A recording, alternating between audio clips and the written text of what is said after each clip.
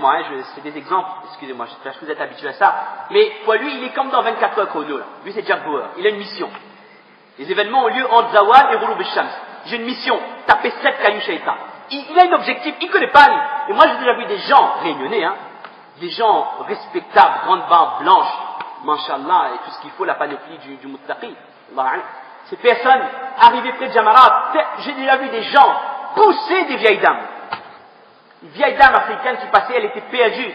Le mouni vient, il trappe parce qu'il allait couper notre fil. Il trappe le madame, la jette. Il dit, Aoudou billah. Ça c'est Hajj. Ça c'est Rukn min arkan de l'islam. Ça c'est Sunnah d'Ibrahim alayhi salam. Il y a des gens qui ne comprennent pas ce qu'il faut. Alors là, ils ont le gagnant en main. Lorsqu'on voit ces personnes avancer, ils ont les yeux du lutteur. Ils vont là. C'est comme si qu'ils vont voir Iblis. Allez, la'natullah. C'est ce Iblis. Il y a même une personne, je sais pas, j'espère que la personne n'est pas de l'assemblée, si on m'a rapporté, qui est arrivée une fois près de Jamarat, il a commencé à jurer shaitan, à cause de même parti en prison. Pour lui, c'est Iblis qui est là. Et on ne comprend pas qu'on est en train de faire revivre une sunnah de Ibrahim alayhi salam. Ça, c'est qu'on ne comprend pas haqiqatul ibada. Et vous, là, qu'elle a fini, là, il a fait ta shaitan, il est content. Mission accomplie. Il ne comprend pas qu'après ça, il est sunnah de se mettre en face qibla, de faire dua, les doigts sont acceptés. Nous, il est content, et là, il s'envoie SMS à la réunion, il dit, tape shaitan, les gars, il va filmer, il va envoyer, etc., etc. C'est-à-dire une compréhension décalée de l'ibada. C'est une anecdote, c'est presque amusant de voir ça, mais malheureusement, ce cas de figure se produit dans les autres ibadat. Pour beaucoup de ibadat, on ne comprend pas la réalité. Notre salat, comme on a dit avec le salat des sahaba, c'est pas la même chose. C'est quoi le salat? C'est lorsque je me mets debout devant Allah, devant mon Khaliq, mon Raziq, celui qui m'observe de cette salat et qui m'observe tout le temps dans ma vie. Et c'est auprès de lui que je serai retourné. C'est lui qui me jugera. C'est lui qui décidera de ma destinée dans le Jannat ou dans le Jahannam. C'est lui qui me donne la santé, qui m'honore ou qui peut me donner la maladie, qui peut me déshonorer. Ça, c'est la concentration qu'on doit avoir de nos salat. Lorsque je dis Allahu Akbar, c'est quoi Allahu Akbar? Lorsque je dis Adhikrullah, lorsque je dis Alhamdulillah, mon Alhamdulillah et le Alhamdulillah des Sahaba, deux mondes de différence. Certains ulama disent qu'à propos d'istighfar, yaqouloun, hatta hada l'istighfar yahtaju ila istighfar. Elle dit même quand on prend l'intention de dire astaghfirullah, ce astaghfirullah là, il faut demander à Allah pardon pour ça. Parce qu'on a fait dhikrullah, on prend le nom d'Allah avec ghafla, sans concentration, sans comprendre qu'est-ce qu'on est en train de faire comme ibadat. Lorsque le prophète sallallahu alayhi wa sallam rentre à Makkah Mukarrama Yawm al-Fath, sur son chameau, la tête baissée, notre prophète, qu'est-ce qu'il dit? Alhamdulillahi wahda, anjaza wa'da, wa nasara 'abda, wa hazama al-ahzab wahda. Les muhaddithines disent, c'est un kalam ajib. Ils disent que le prophète dit que tous les louanges reviennent à Allah et uniquement à Allah seul. Ça, c'est le sens profond d'Alhamdulillah. Mais pourtant, avant d'arriver à ce Fath Makkah, qu'est-ce qu'il y a eu comme événement? Les difficultés de Bilal, radiyallahu anhu, le décès de Soumayya, radiyallahu anha, comme première shahida dans l'histoire de l'islam, le décès de Khadija, radiyallahu anha, après une année d'embargo où elle accompagnait son mari, et que les mufassirin disent que c'est à l'issue de ça qu'elle est décédée. Le sacrifice de Alu Yasir, radiyallahu anhum, qui était persécuté à l'époque du prophète sallam, et que le prophète sallam ne pouvait rien faire pour eux. Et il disait, Sabran Alu Yasir, fa inna mu'idakum al-jannah, ô Alu Yasir, faites preuve de patience, Allah vous a promis le paradis. Ces sacrifices que les Sahaba ont fait, ces vies qui ont été données pour Allah, le sacrifice financier d'Abu Bakr radiyallahu anhu, tout ça, le prophète sallam a iman yaqin que ce n'est pas ça qui m'a amené vers Fath Makkah, c'est la grâce d'Allah. Ça, c'est le poids de Alhamdulillah, compris par notre prophète sallallahu alayhi wa sallam. Nous n'atteindrons jamais ce niveau, mais qu'on comprenne qu'on doit avoir une prise de conscience sur la qualité de nos actions. Qu'est-ce qu'Allah attend de nous? Quelle valeur doivent avoir nos actions et quel effet ces actions doivent avoir dans notre vie? Wallahi qu'Allah ait pitié de nous. Si ce n'était pas la pitié d'Allah, si Allah devait punir chaque personne en fonction de ses péchés, Allah n'aurait pas laissé en ce sens une créature sur la terre. C'est vraiment par la rahmat d'Allah, vraiment si Allah n'avait pas pitié de nous, Allah ne nous aurait pas laissé sur cette dunya.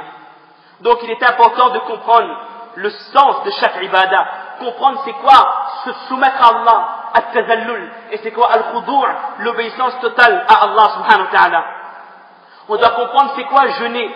Jeûner, je supporte la faim, la soif, je me soumets à Allah pour faire plaisir à Allah, et je dois être capable d'appliquer ça dans ma vie de tous les jours. Lorsque je fais dua, combien de dua on fait?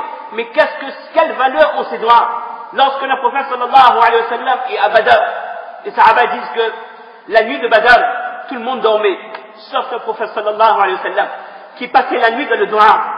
Si je ne me trompe pas, c'était Hunayn aussi, le prophète faisait des dua, des longs dua.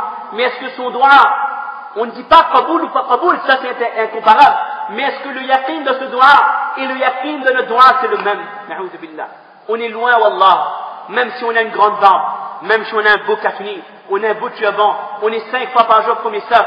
Mais est-ce qu'on a compris c'est quoi la soumission totale à Allah? Est-ce qu'on a appris c'est quoi? Est-ce qu'on comprend c'est quoi développer la taqwa Allah? C'est quoi avoir peur? C'est quoi craindre Allah? C'est quoi s'abstenir d'un haram par amour pour Allah? C'est quoi avoir honte de désobéir à Allah par haya, par pudeur, par honte de désobéir à mon khaliq?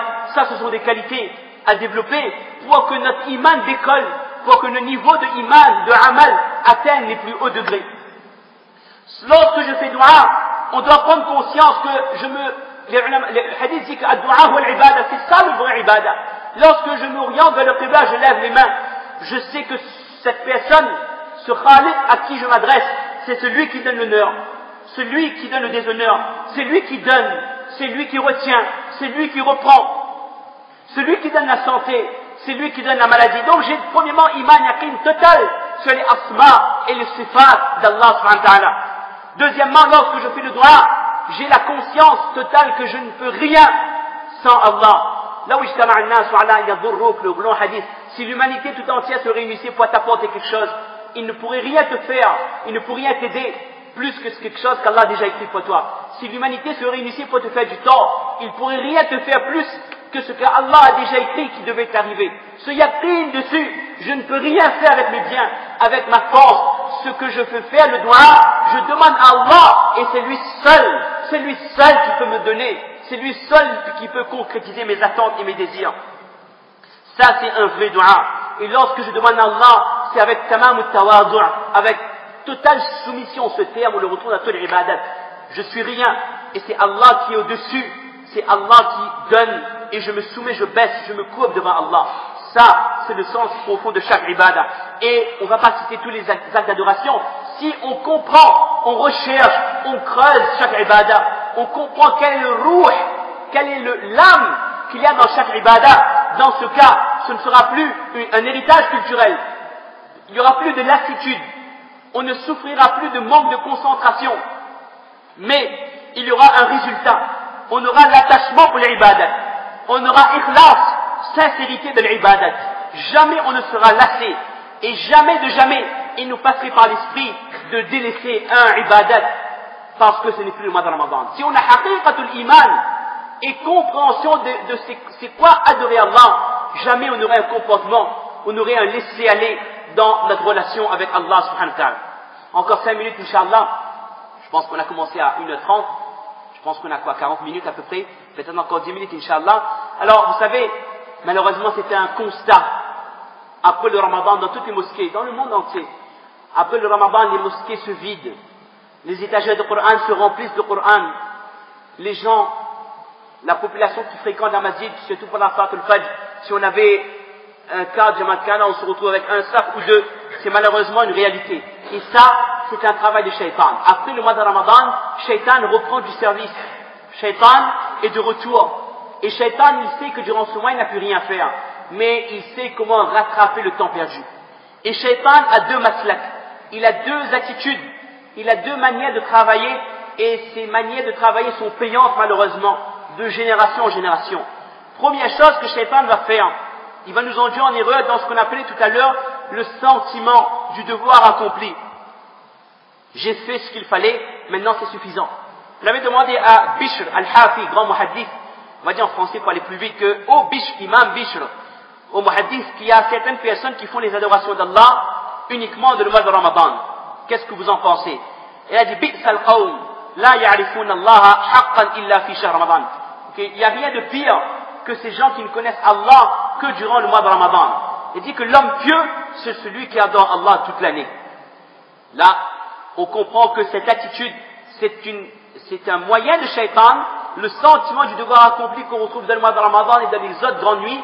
Et shaitan, s'il a réussi dans cette première étape, il va passer à l'étape suivante. Et l'étape suivante, c'est quoi? Et ça, c'est extrêmement facile. Shaitan, lorsqu'il revient, il voit qu'est-ce qu'il y a dans notre livre de compte. Enfin, je ne sais pas s'il voit, mais il sait en tout cas qu'on a eu un cumul de ibadat énorme.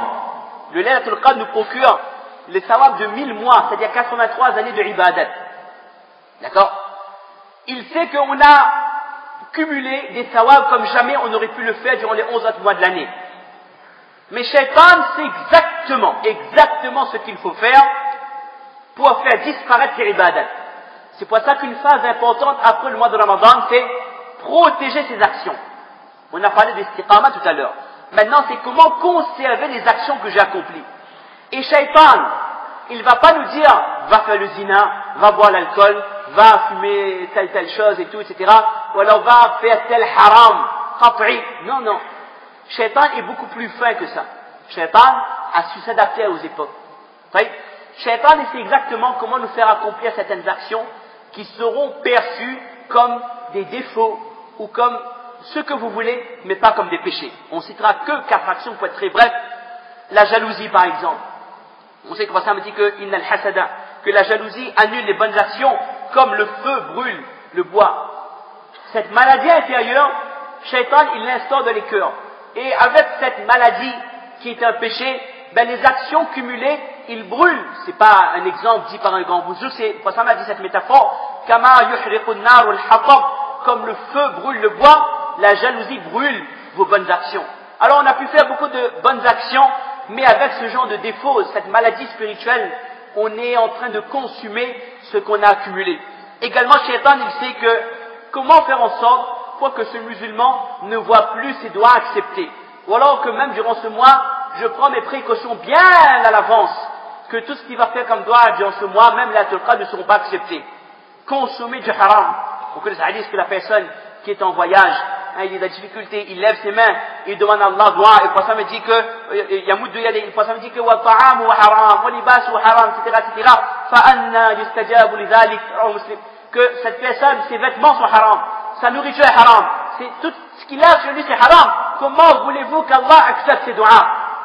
Shaitan, il sait que si j'arrive à faire consommer cette personne du haram, soit en termes de nourriture, soit en termes de revenus, alors je suis tranquille.